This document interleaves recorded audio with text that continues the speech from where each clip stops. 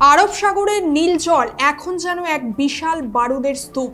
একদিকে ডোনাল্ড ট্রাম্পের নির্দেশে ধেয়ে আসছে আমেরিকার $20 বিলিয়ন সুবিশাল যুদ্ধজাহাজ ইউএসএস আব্রাহাম লিঙ্কন, আর অন্যদিকে ইরানের রাস্তায় রাস্তায় ঝুলছে আমেরিকার উদ্দেশ্যে ওপেন চ্যালেঞ্জ।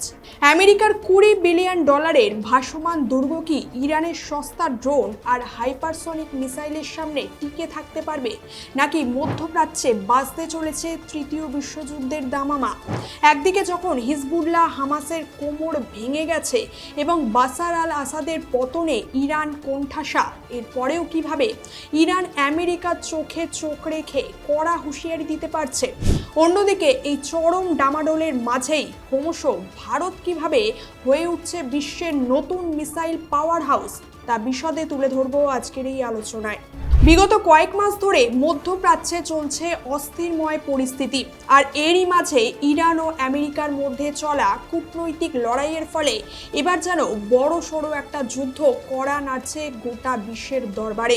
ইতিমধ্যে খবর পাওয়া যাচ্ছে ডোনাল্ড ট্রাম্পের নির্দেশে মার্কিন বিমানবাহী রণতরী অর্থাৎ আমেরিকার $20 বিলিয়ন সুবিশাল যুদ্ধজাহাজ ইউএসএস আব্রাহাম লিঙ্কন বর্তমানে আরব সাগরে ঢুকে পড়েছে।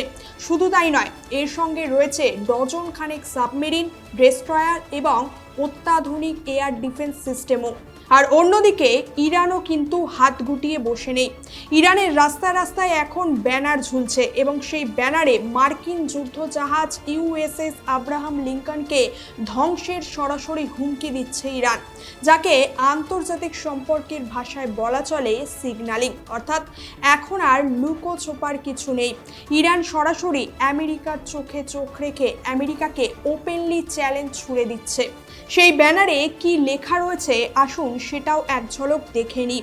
ব্যানারে লেখা রয়েছে, if you sow wind you will reap the whirlwind. এর বাংলা মানে হলো, বাতাস বুনলে তোমায় ঝড় কাটবে, যা স্পষ্টত পরিষ্কার করে দিচ্ছে যে মার্কিন উস্কানির জবাবে ইরান এবার এক ভয়ঙ্কর ধ্বংসলীলার প্রস্তুতি নিচ্ছে। তবে এটা কি কেবল ইরানের ফাঁকা আওয়াজ, নাকি এর পিছনে সত্যি সত্যি রয়েছে ভয়ঙ্কর কোনো পরিকল্পনা? না, এটা মোটেই ফাঁকা আওয়াজ না। ইতিমধ্যেই আমেরিকার কবর খোঁড়া শুরু করে দিয়েছে ইরান। কিভাবে? আসুন সেই বিষয়টাকেই খতিয়ে দেখা যাক আজকের এই আলোচনায়। আমরা জানি মার্কিন এয়ারক্রাফট ক্যারিয়ারগুলো এতদিন সমুদ্রের রাজা হিসেবে পরিচিত ছিল, কিন্তু ইরানের কাছে থাকা হাইপারসনিক মিসাইলও যে কোনো অংশে কম যায় না। তার কারণ এই হাইপারসনিক মিসাইল শব্দের চেয়েও 5 থেকে 20 গুণ দ্রুত গতিতে চলে, যার ফলে বর্তমানে অনেক আধুনিক ডিফেন্স সিস্টেম এই মিসাইলগুলোকে ডিফেন্স করতে বা আটকাতে এক প্রকার হিমশিম খায়। তবে ভাবুন তো, আমেরিকার এই $20 বিলিয়ন যুদ্ধ জাহাজ যদি সামান্য একটা মিসাইলের কাছে ধ্বংস হয়ে যায়, তাহলে তা বিশ্বমঞ্চে আমেরিকার সুপার পাওয়ার ইমেজে ঠিক কতটা কালি লেপে দেবে। আবার অন্যদিকে ইরান ও আমেরিকার মধ্যে চলা যুদ্ধ পরিস্থিতিতে আড়ালে বসে মহা আনন্দে হাতে পপকর্ন নিয়ে সেই সম্পূর্ণ সিনেমার মজা নিতে বসে রয়েছে চীন ও রাশিয়া। তার কারণ ইরান তার নজরদারি ড্রোনগুলোর মাধ্যমে মার্কিন রণতরীর যে তথ্য সংগ্রহ করছে তা সরাসরি চীন ও রাশিয়ার হাতেও পৌঁছে যাচ্ছে। চীন চাইছে ইরানের মাধ্যমেই মার্কিন রণতরীর প্রতিরক্ষা ব্যবস্থা ও কৌশল বা স্ট্র্যাটেজিগুলো ইরানকে দিয়েই পরীক্ষা করে নিতে। যদি কোনোভাবে মার্কিন নৌশক্তি এখানে ব্যর্থ হয়, তাহলে চীন যদি একবার দেখে যে ইরান মার্কিন রণতরীকে অকেজো করে দিয়েছে, তাহলে দক্ষিণ চীন সাগরে বা তাইওয়ান ইস্যুতে আমেরিকার দাদাগিরি চিরতরেই শেষ হয়ে যাবে। এর ফলে চীন ও রাশিয়ার জন্য এক্ষেত্রে সাপও মরবে আর লাঠিও ভাঙবে না। সুতরাং ইরান এখানে একটা প্রক্সি হিসেবেই কাজ করছে, যা মূলত চীন আর রাশিয়ার ক্ষমতা বা আধিপত্য বজায় রাখার পথকে বলতে গেলে আরও যেন সহজ করে দিচ্ছে। ইরানকে প্রক্সি হিসেবে ব্যবহার করছে রাশিয়া ও চীন, আবার ইরানও প্রক্সি হিসেবে ব্যবহার করছে হিজবুল্লাহ, হামাস ও হুতিসকে। তবে লাগাতারভাবে ইসরায়েলের হামলায় হামাস এবং হিজবুল্লাহর কোমর একেবারেই ভেঙে গেছে। এরপর বেরুত এয়ারপোর্টে নিয়ন্ত্রণ হারানো এবং সিরিয়ায় বাশার আল আসাদের পতনের ফলে ইরানের অস্ত্র সরবরাহের পথগুলো এখন বন্ধ হয়ে গেছে। এমনকি ভেনেজুয়েলার নিকোলাস মাদুরোর পতনের ফলে ইরানের অর্থ পাচার ও জ্বালানি ব্যবসার পথও এখন বন্ধ হয়ে গেছে বলা চলে, যা সরাসরি ইরানকে অর্থ সংকটে ফেলেছে। আবার ট্রাম্পের প্ল্যান হলো চারিদিক থেকে ইরানকে ঘিরে নেওয়া। এখানে আমেরিকার স্ট্র্যাটেজি হলো বিমানবাহী রণতরী থেকে ফাইটার জেট উড়িয়ে ইরানের লক্ষ্যবস্তুতে আঘাত করা এবং প্রয়োজনে সৌদি আরবের মতো বন্ধু দেশগুলোর সামরিক ঘাঁটি থেকে জ্বালানি সংগ্রহ করা। দেখুন, ট্রাম্পের আদব কায়দা বা প্যাটার্ন গোটা বিশ্বের কাছে আর অজানা কিছু নয়। ট্রাম্পের স্ট্র্যাটেজি হলো প্রথমে প্রতিপক্ষকে চারদিক থেকে ঘিরে ফেলা এবং পরে তাকে আলোচনার প্রস্তাব দেওয়া। আর সেই আলোচনায় যদি অপর দিকের দেশের শীর্ষ নেতা ট্রাম্পের হ্যাঁতে হ্যাঁ আর নাতে না মেলায়, তাহলে সব ওকে। আমেরিকা তাকে হাতের পুতুল বানিয়ে নেবে। কিন্তু যদি কেউ ট্রাম্পের কথায় রাজি না হয় কিংবা বেগরবাই করে, ব্যাস তাহলে আর তাকে বাঁচায় কে? আর সেরকমই আমরা জানি, ট্রাম্পের লক্ষ্য ইরানের গণতন্ত্র নয়, বরং তাদের পরমাণু কর্মসূচি বন্ধ করা এবং তেলের বাজারের ওপর নিয়ন্ত্রণ বজায় রাখা। ট্রাম্প খামেনিকে সরাসরি প্রস্তাবও দিয়েছে যে তিনি হয় দেশ ছেড়ে পালাক, নয়তো চূড়ান্ত ধ্বংসের মুখোমুখি হোক। আর শুরুতেই যেমনটা বললাম যে ইরানের ওপর দিনের পর দিন আমেরিকা যেভাবে স্যাংশন বসিয়ে ইরানকে কোণঠাসা করার চেষ্টা করেছে, তাতে ইরানের আর এখন কিচ্ছু হারানোর নেই। ইরান এখন ডু অর ডাই সিচুয়েশনে রয়েছে, তাই ইরানকে আটকানো এখন আমেরিকার কাছে বেশ মুশকিল। অন্যদিকে আমেরিকাও যথাসাধ্যভাবে ক্ষমতা ধরে রাখার চেষ্টা করে চলেছে, কিন্তু এই আধুনিক প্রযুক্তির যুগে আমেরিকার বিশাল রণতরীগুলো শেষ পর্যন্ত আদেও ধোপে টিকবে কিনা তা নিয়েও রয়েছে যথেষ্ট সন্দেহ। যদি ইরান সফলভাবে আমেরিকার যুদ্ধ জাহাজে আঘাত হানতে পারে, তাহলে বিশ্ব রাজনীতির মঞ্চে এক বিশাল পরিবর্তন চলে আসবে এবং ক্ষমতার কেন্দ্রবিন্দু চলে যাবে পশ্চিম থেকে প্রাচ্যের দিকে। আবার এখানে মজার বিষয় হলো, আমেরিকার $20 বিলিয়ন এই যুদ্ধ জাহাজ বা রণতরীকে ইরান একদম হালকাভাবেই নিচ্ছে। আর আমেরিকার এই রণতরীকে শুধুমাত্র একটা লোহার লক্করের জাহাজ বলে মনে করে একে ডুবিয়ে দেওয়ার হুমকিও দিয়েছে ইরান। সেই সাথে ইরান দাবি করেছে যে তাদের কাছে এমন হাইপারসোনিক মিসাইল যেমন ফাতা-1 এবং ফাতা-2 রয়েছে, যা বর্তমান বিশ্বের কোনো রাডার বা ডিফেন্স সিস্টেম এটিকে সহজে আটকাতে পারবে না।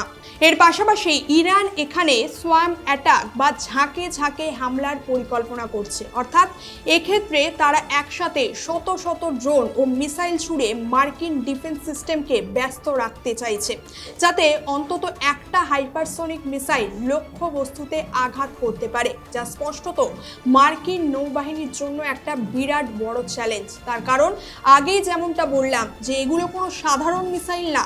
এই ধরনের হাইপারসোনিক বা সুপারসনিক মিসাইলগুলোর গতি শব্দের চেয়েও 5 থেকে 20 গুণ বেশি এবং এগুলো মাঝপথ থেকে প্রয়োজন মতো দিক পরিবর্তনও করতে পারে। এখানে আরও একটা ইন্টারেস্টিং ফ্যাক্ট হলো, আমেরিকার একটা মিসাইল ডিফেন্স সিস্টেম সক্রিয় করতে খরচ হয় কয়েক $মিলিয়ন, অথচ ইরানের ড্রোন বা মিসাইল তৈরি করতে খরচ হয় মাত্র কয়েক $1,000, যার ফলে দীর্ঘমেয়াদী যুদ্ধে এই বিশাল অর্থনৈতিক ব্যবধান আমেরিকার জন্য এক প্রকার বোঝা হয়েই দাঁড়াবে। তাই এক্ষেত্রে সম্পদের ক্ষয় ছাড়া লাভের লাভ কিছুই আমেরিকার জন্য হবে না।